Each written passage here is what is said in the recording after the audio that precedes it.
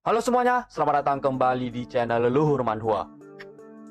Kita lanjutin pembahasan Hanju lagi kali ini, yang dimana di episode sebelumnya kita pun telah melihat sosok mengerikan yang sedang berada di dunia mortal. Bahkan keberadaannya itu membuat Raja Iblis Diansu sangat ketakutan. Nah, bagaimana kelanjutan dari alur cerita Hanju di chapter kali ini? Buat kalian yang baru mampir, jangan lupa klik tombol like, subscribe, dan ketik komentar kalian agar channel ini dapat berkembang ke depannya. Mohon maaf jika ada kesalahan penyampaian kata di dalam video ini ataupun di video sebelumnya. Oke lah, tanpa basa-basi lagi, langsung aja kita gas ke alur ceritanya. Di episode sebelumnya, Raja Iblis Diansu memberikan saran kepada sosok itu untuk tidak mengusik Sekte Jetpur. Mendengar saran itu, sosok itu pun bertanya kepada Diansu, apakah Sekte Jetpur itu adalah sekte yang kuat? Diansu pun menjawab, mereka tidak hanya kuat, tapi aku pikir ada seorang immortal juga yang hidup di sana. Dirinya itu benar-benar kuat. Sekarang, tempat paling mengerikan di seluruh dunia sudah pasti Sekte Jetpur. Menurutku, bahkan Aula Heavenly Immortal Manor tidak semengerikan Sekte Jetpur. Mendengar perkataan Diansu, muncul dua sosok mengerikan lagi yang tiba-tiba muncul. Mereka pun berkata, "Bos, alasan kita menerobos masuk ke bumi adalah untuk mencari harta yang menarik kita. Kita tidak dapat mundur sekarang. Kau juga berjanji kepadaku, kau akan membiarkanku memakan harta tersebut." Mendengar perkataan kedua anak buahnya, bos mereka itu pun berkata, "Jangan panik, dengarkan aku. Untuk suatu alasan, entah mengapa, aku merasa ketakutan setiap aku mencoba mendekati tempat itu. Seluruh iblis berkata jangan mendekati Sekte Jetpur. Bahkan Zudo dan Pito Hijau mati di Sekte Jetpur. Kita harus lebih hati-hati." Mendengar bos mereka yang berkata seperti itu, kedua anak buahnya itu pun berkata, "Apa kamu merasa ketakutan? Aku dapat membunuhnya bahkan jika dia berada di ranah Mahayana. Jangan lupa, 3 di antara kita juga berada di tahap Mahayana."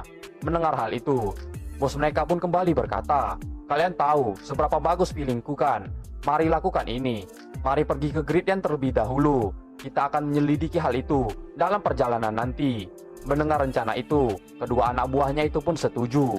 Kemudian, di saat mereka ingin pergi, bos mereka pun tiba-tiba menyadari sesuatu dari Diansu.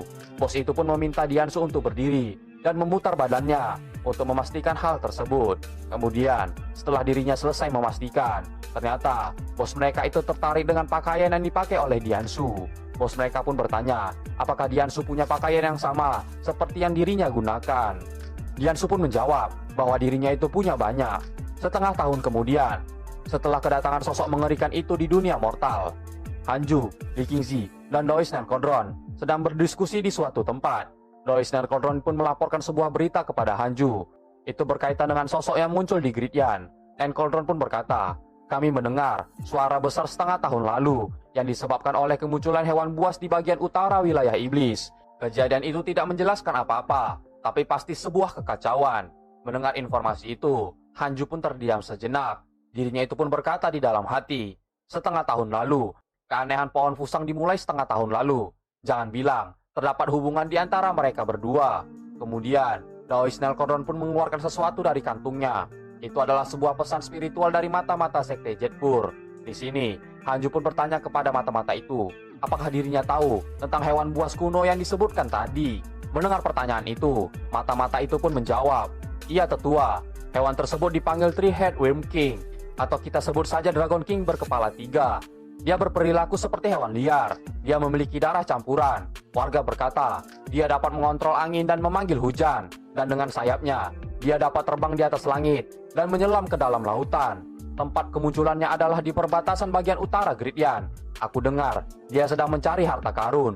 Ada kemungkinan pemberontakan di perbatasan selatan Gridyan. Aku berharap sekte dapat bersiap-siap." Mendengar informasi itu, Hanju pun langsung berpikir bahwa harta karun yang mereka cari itu adalah pohon Fusang. Kemudian, Hanju pun ingin memastikan sesuatu. Dirinya itu pun bertanya, apakah ada informasi yang mengatakan hewan buas itu mengembangkan kekuatannya dengan merekrut para iblis. Mata-mata itu pun menjawab, tidak ada. Dikatakan bahwa hewan tersebut dikucilkan oleh para iblis sejak ia melahap bawahannya saat kemunculannya. Jadi para iblis tidak ingin melayaninya. Mendengar informasi itu, Lee Kingzi dan Dois Nerkodron pun menjadi sedikit lega. Kemudian, Hanju yang sedang memikirkan sesuatu itu pun berkata di dalam hatinya, muncul sebuah pertanyaan. Waktu pohon Fusang mulai bergerak, sangat tepat dengan waktu kemunculan naga berkepala 3. Itu artinya, kemunculan naga itu dikarenakan pohon Fusang. Sudah setengah tahun sejak kekacauan. Mengapa dia belum juga di sini? Setelah memikirkan hal itu, Hanju pun kembali bertanya kepada mata-mata sekte. Apakah tempat yang dilalui oleh Dragon King itu mengalami kekacauan? Mata-mata itu pun menjawab, tidak, itu cukup aneh. Beberapa sekte melaporkan bahwa dirinya hanya numpang lewat saja, terutama setelah mencapai Gridyan. Jejaknya benar-benar lenyap. Mendengar jawaban itu, Hanju pun langsung berpikir bahwa Dragon King itu sedang mengkhawatirkan sesuatu. Hanju pun saat itu langsung berencana untuk mengutuk Dragon King dengan buku santetnya. Setelah memikirkan hal itu, di sini Hanju pun berkata kepada Lee Kingji dan Doi Snellcodron, kejadian ini tidak dapat diprediksi. Baiklah, saat kalian kembali, kalian lebih baik mengawasi sekte. Jangan memulai keributan sebelum bencana datang. Mendengar perintah itu, Lee Kingji dan Doi Snellcodron pun mematuhinya. Kemudian, setelah perbincangan mengenai kemunculan hewan buas, Doi Snellcodron pun juga berkata tentang perkembangan sekte Jetpur, khususnya tentang gunung tempat tinggalnya Hanju. Doi Snellcodron bermaksud menjadikan Murongki menjadi murid tetua di sekte Jetpur. Jadi, dia memberikan kuasa kepada Murongki untuk memerintah semua murid sekte dan meningkatkan statusnya di urutan kedua sebelum para tetua. Murongki benar-benar mengejutkan Doi Snellcodron. Dia tidak pernah mengira bakat anak itu sangat mengerikan.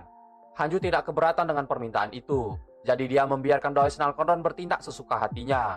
Ini membuat Doi Snellcodron ingin bertanya, apakah semua murid lain di bawah Hanju lebih kuat dibandingkan dirinya. Akan tetapi, Doi Snellcodron tidak berani menanyakannya. Dengan kepribadian Hanju, itu sudah lebih dari cukup untuk memperbolehkan Murongki untuk bekerja di sekte Jetpur. Bertahun-tahun kemudian, saat seseorang bertanya, sekte mana yang terkuat di dunia? Kebanyakan orang akan mengarah pada suatu jawaban, yaitu sekte Jetpur. Sekte Jetpur yang awalnya didirikan di Yuking, lalu berkembang, dan sekarang sekte ini mendominasi dunia. Namun, hanya orang yang selamat yang tahu bahwa sekte Jetpur dulunya punya nama lain. Pada saat itu, orang-orang menyebutnya bukit kultivasi dengan rajin sampai menjadi immortal. Nama ini hampir mirip dengan nama gunungnya Hanju saat ini, yaitu gunung berkultivasi dengan rajin, menjadi abadi kemudian. 13 tahun kemudian, di sini kita pun diperlihatkan ada seorang wanita pemandu yang sedang memandu murid-murid dari luar kota. Dirinya itu pun membawa murid-murid itu untuk melihat patung tetua pembunuh dewa. Wanita pemandu itu pun berkata, aku yakin semuanya tahu, di belakang monumen ini adalah gunung berkultivasi dengan rajin, menjadi abadi kemudian. Ini adalah salah satu dari 10 tempat terlarang dari sekte Jetpur. Kamu tidak dapat ke sana tanpa izin. Melihat banyak murid-murid yang sedang bersujud di depan patung Hanju, salah satu murid luar itu pun bertanya kepada sang pemandu, apa yang sedang mereka lakukan. Pemandu itu pun menjawab, kamu bertanya dengan orang yang tepat. Mereka semua ingin menjadi murid tetua pembunuh dewa. Rumor mengatakan, kalau kamu berhasil membuat dia menjadi mastermu, kamu dapat mengubah hidup dan jadi seorang ahli yang hebat.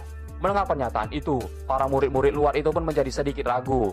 Mereka pun bertanya, apakah pernyataan pemandu itu benar-benar nyata? Pemandu itu pun menjawab, tentu saja itu benar. Seluruh Gridyan mengetahui tetua pembunuh dewa, murid tetua dari sekte kami, yaitu Murongki. Dia mengalahkan seorang tetua 2 tingkat di atas kultivasinya. Dia dibimbing oleh tetua pembunuh dewa. Siapapun berharap untuk menjadikannya sebagai masternya. Itu bagus bagi anak muda untuk mencobanya. Perlu diingat, sekali kau bersujud, tolong jangan ubah posturmu. Mendengar pernyataan itu, murid-murid dari luar kota itu pun menolak untuk bersujud. Salah satu dari mereka pun berkata, terima kasih telah memberitahu kami tetua, tapi kami akan menyerah dengan sesuatu yang memerlukan keberuntungan. Kami telah berkelana bermil-mil kemari, bukan untuk bersujud pada sebuah batu. Beberapa saat kemudian, seseorang pun muncul di tengah kumpulan murid-murid kota luar itu. Dirinya yang mendengar ucapan pemandu tadi itu pun berkata di dalam hati, sepertinya yang membunuh Zudo dan Piton Hijau adalah tetua pembunuh dewa. Kalau begitu, aku punya sebuah rencana. Lalu di sisi lain, di tempat Hanju berada, di sini pun kita diperlihatkan Hanju yang sudah berada di tingkat kelima di Ranah Mahayana. Hanju yang sedang duduk itu pun tiba-tiba mendapatkan sebuah pemberitahuan sistem. Pemberitahuan sistem itu pun berisi tentang informasi mengenai naga berkepala 3. Tingkat kultivasi naga itu berada di tingkat ke-6 dari Ranah Mahayana, dan mereka adalah keturunan naga sejati. Melihat informasi itu, Hanju pun berkata di dalam hatinya, aku telah menunggu 13 tahun, akhirnya kau di sini. Keturunan dari naga sejati ya, kau cukup menarik. Kemudian, Hanju pun menggunakan teknik defense sense miliknya untuk melihat wujud dari Dragon King. Di saat Hanju sudah mendapatkan lokasinya, hal yang mengejutkan pun terjadi. Ternyata, wujud mortal dari Dragon King adalah manusia dengan kepala pangsit. Dan di saat bersamaan, Dragon King itu pun ingin ikut bersujud agar bisa menjadi muridnya Hanju. Hanju yang melihat wujud aneh seperti itu pun langsung kebingungan dan bertanya-tanya, kenapa dirinya ingin menjadi muridnya Hanju. Beberapa saat kemudian, Hanju yang ingin mencoba kekuatan dari Dragon King itu pun memulai dunia simulasi. Ini bertujuan agar Hanju tahu seberapa kuat kekuatan dari Dragon King kepala 3. Hanju yang sedang bersiap itu pun berkata di dalam hatinya, "Aku telah banyak menjalankan percobaan simulasi dan mendapatkan cukup banyak pengalaman tempur. Tapi, satu pertanyaan selalu membuatku bingung. Seberapa besar ruang di dalam percobaan simulasi ini?" Setelah mengatakan hal itu, di sini kita pun diperlihatkan sosok tubuh asli yang dimiliki oleh Dragon King. Ukuran naga itu pun sangatlah besar, sehingga Hanju yang melihat wujud itu pun menjadi terpukau. Kemudian, simulasi pertarungan itu pun dimulai. Dragon King pun langsung bersiap menggunakan jurus pamungkasnya untuk menyerang ke arah Hanju. Menyadari hal itu, Hanju pun terkejut. Dirinya itu pun tidak menyangka bahwa rasa naga itu langsung menggunakan teknik pamungkasnya di awal pertempuran. Lalu, setelah persiapan naga itu selesai, dirinya itu pun langsung melancarkan serangannya itu ke arah Hanju. Itu adalah serangan yang sangat dahsyat, sehingga apa yang ada di sekitarnya itu pun langsung hancur. Di sini, Hanju pun berhasil menghindari serangan itu. Hanju pun tidak menyangka bahwa serangan Dragon King bisa sekuat itu. Hanju pun berkata di dalam hatinya, apa-apaan jangkauannya itu, makhluk ini benar-benar dapat berantakan sekte Jetpur. Seperti yang diharapkan dari ras iblis Rana Mahayana, aku tidak boleh membiarkannya menyerang duluan. Baiklah, ini bagus juga. Untuk mencari tahu apa yang dapat kau lakukan, aku akan menghindar saja dan tidak akan menyerang. Jadi tolong keluarkan semua kemampuanmu. Mendengar perkataan Hanju, Dragon King pun langsung memasang ekspresi seriusnya. Naga itu pun menggunakan semua yang dia miliki. Akan tetapi, serangannya itu tetap tidak dapat melukai Hanju. Kemudian, setelah Hanju mendapatkan semua informasi yang diinginkannya, Hanju pun memulai babak baru dari simulasi. Dan tentu saja, Hanju pun berhasil membunuh naga itu hanya dengan satu kali serang saja. Hanju pun menggunakan teknik pamungkasnya, yaitu Heaven Earth Mystic Yellow World Piercing Sword Finger, dan langsung membelah dua tubuh dari Dragon King. Setelah melakukan hal itu, Hanju pun berkata, bukankah dia terlalu lemah? Apa gunanya punya tubuh sebesar itu? Sejujurnya, sebuah kerugian jika seranganmu memerlukan waktu yang lama untuk disiapkan. Setelah mengatakan hal itu, Hanju pun langsung keluar dari dunia simulasi pertarungannya. Kemudian, Hanju pun berjalan keluar dari guanya dan menggunakan teknik defense sense-nya untuk melihat keadaan dari Dragon King. Setelah melakukan hal itu, Hanju pun berkata di dalam hatinya, sejauh ini, dia terlihat tidak ada niatan buruk. Kalau dia membuat masalah di sekte, aku tinggal membunuhnya dan menjadikannya sebagai pupuk. Kurasa, tidak ada satupun orang yang menyadari kultivasinya. Ini terlalu sulit bagi para murid yang bersujud bersama dengannya. Setelah memikirkan hal itu, Hanju pun memanggil Sun Chang'an yang sedang lewat. Di sini, Hanju pun memberikan perintah kepada Sun Chang'an untuk mengambil murid yang sedang sujud di depan batu. Mendengar informasi itu, Sun Chang'an pun terkejut dan bertanya apakah Master ingin mengambil murid baru. Hanju pun tidak memberikan penjelasan dan meminta Sun Chang'an untuk membawa dua Golden Crow bersaudara di saat dirinya melaksanakan perintah Hanju. Mendengar hal itu, Sun Chang'an pun seketika panik karena seperti yang kita ketahui, jarak tingkat kultivasi Sun Chang'an dan dua Golden Crow sangatlah jauh. Di sini, Sun Chang'an pun berkata dengan histeris, membawa keduanya, Master, mereka menghancurkan beberapa puncak gunung beberapa hari yang lalu karena mereka tidak dapat mengendalikan teknik mereka. Dengan kekuatan saya saat ini, kalau saya membawa mereka keluar, saya takut saya tidak bisa kembali hidup-hidup. Mendengar pernyataan itu, Hanju pun menjadi sedikit bingung. Tiba-tiba, Yang Tiadong pun muncul dari atas pohon. Dirinya yang mendengar perbincangan itu pun berkata kepada Sun Chang'an, saudara junior, kalau kau takut, kenapa tidak aku saja yang pergi? Mendengar hal itu, Sun Chang'an yang punya firasat buruk itu pun menjadi kesal. Dirinya itu pun bertanya, apa yang sedang direncanakan oleh Yang Tian? Yang Tiandong pun berkata, saudara junior, kau sudah punya beberapa murid. Murid baru yang Master minta agar kau bawa kemari pastilah berbakat. Kalau kau pikir itu menyusahkanmu, kenapa tidak biarkan aku membawanya di bawah ajaranku? Mendengar hal itu, Sun Chang'an pun berkata di dalam hatinya, sejujurnya, aku tidak ingin mengambil murid baru lagi. Ini seperti sebuah omong kosong. Pada akhirnya, aku harus meninggalkan dua muridku kepada Master, agar Master dapat membimbing mereka. Itu akan membuat mereka lebih menghormati Master daripada diriku. Kalau suatu hari Master meminta Murongki dan Fang Liang untuk membunuhku, dua sialan itu pasti tidak akan ragu-ragu. Kemudian, di saat Sun Chang'an sedang memikirkan hal itu, Yang Tiandong pun mendekati Hanju dan bertanya pendapatnya mengenai rencana Yang Tiandong tadi.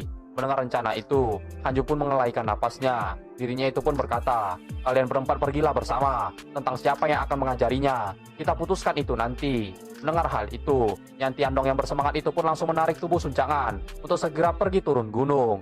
Beberapa saat kemudian, di depan patung batu Hanju, Dragon King yang sedang bersujud itu pun tiba-tiba merasakan aura yang sangat aneh. Dirinya yang ketakutan itu pun berkata di dalam hati, sialan, Aku baru saja merinding. Perasaan ini seperti aku menghadapi situasi hidup dan mati. Mendengar perkataan bosnya, kepala satunya itu pun berkata, "Bos, aku pikir kamu hanya menakuti dirimu sendiri. Bahaya apa yang akan terjadi di sekte kecil ini?" Kepalanya yang satu lagi pun juga berkata, "Bos, aku dapat mencium harta karun. Itu pohon aneh yang berada di puncak gunung. Cepatlah pergi ke sana." Mendengar dua kepalanya yang tidak sabaran, bosnya itu pun berkata, "Jangan buru-buru. Mari kita tunggu sebentar lagi. Aku merasa yakin tempat ini tidaklah normal." Kemudian, Suncangan dan suruhan Hanju yang lain pun sudah sampai ke depan patung Hanju. Sehingga, para murid-murid yang melihat hal itu pun terkejut. Para murid-murid itu pun langsung kembali menundukkan kepala mereka dan berharap Suncangan memilih mereka. Yang Tiandong yang penasaran akan suatu hal itu pun bertanya kepada Suncangan, apakah Master memberitahu dirinya seperti apa murid yang ingin mereka bawa. Mendengar hal itu, Suncangan pun menjawab. Master berkata, itu adalah seorang murid baru yang berasal dari luar kota. Dia seharusnya ada di sekitar sini. Melihat banyak murid yang menunduk saat itu, Yang Tiandong pun terdiam sejenak. Dikarenakan mereka tidak tahu siapa murid yang dimaksud oleh Hanju, Yang Tiandong dan Suncangan pun berkelahi. Dikarenakan mereka berdua bingung, murid mana yang dimaksud oleh masternya. Melihat mereka berdua yang berkelahi, dua Golden Crow menyuruh mereka untuk tenang. Kemudian, dua Golden Crow itu pun menunjuk ke arah Dragon King yang sedang menunduk saat itu. Dua Golden Crow pun berkata, "Itu sangatlah mudah. Kalian berdua tenanglah. Dia adalah orang yang paling enak di sini. Untuk klan kami, semakin kuat dirimu, semakin enak juga rasanya. Auranya seperti strips pedas yang kami makan di dunia atas. Ibu bilang itu sangatlah langka." Menyadari adanya tekanan yang kuat di depannya, Dragon King itu pun langsung keringat dingin. Dirinya itu pun berkata di dalam hati, "Aura apa ini? Membuatku ketakutan sampai dasar garis keturunanku." Kemudian, Suncangan pun mendekati Dragon King bersama dengan dua Golden Crow. Suncangan pun berkata kepada dirinya, "Jadi, kamu murid baru yang berasal dari luar kota ya?" Melihat keberadaan Golden Crow, Dragon King pun menjadi semakin panik. Dirinya itu pun berkata di dalam hati, "Aura yang menakutkan ini berasal dari dua Golden Crow muda itu. Untuk dapat membesarkan Golden Crow yang langka, bukankah itu artinya kekuatan tetua pembunuh dewa itu tidak masuk akal?" Setelah memikirkan hal itu, Dragon King pun bertanya kepada Suncangan, "Bolehkah aku bertanya, siapakah di antara kalian yang merupakan tetua pembunuh dewa?" Mendengar pertanyaan itu, Suncangan pun menjawab, "Tetua pembunuh dewa adalah master kami. Kau dapat menjadi muridnya atau tidak, itu tergantung pada dirimu." Yang Tiandong yang sedang mengulur tangannya itu pun juga berkata, "Jangan terburu-buru junior. Master meminta kami untuk membawamu ke atas. Aku yakin dia berpikir tinggi tentangmu. Ikuti kami." Lalu di sisi lain, di dalam gua tempat tinggal Hanju, Gao yang sedang bersama dengan Hanju itu pun bertanya kepada masternya, apakah masternya itu ingin mengambil murid baru. Mendengar pertanyaan itu, Hanju pun menjawab, "Tidak ada hal seperti itu. Jangan dengarkan omong kosong mereka. Aku hanya ingin mewawancarainya. Aku tidak ingin menjadikan dia sebagai seorang murid. Tingkat kultivasinya sudah cukup baik." Mendengar Hanju yang memuji kekuatan seseorang, Gao pun terkejut. Dirinya itu pun bertanya, apakah kekuatannya memang sekuat itu? Hanju pun menjawab, "Ya, dia memang kuat, tapi bukan untuk menjadikan dia sebagai muridku. Katakan saja, dengan kekuatannya saat ini, menurutmu apakah sia-sia jika kita memintanya sebagai penjaga gerbang?" Nah, sampai di sini sajalah video pembahasan kultivasi tingkat atas selama 1000 tahun. Sampai jumpa di video selanjutnya.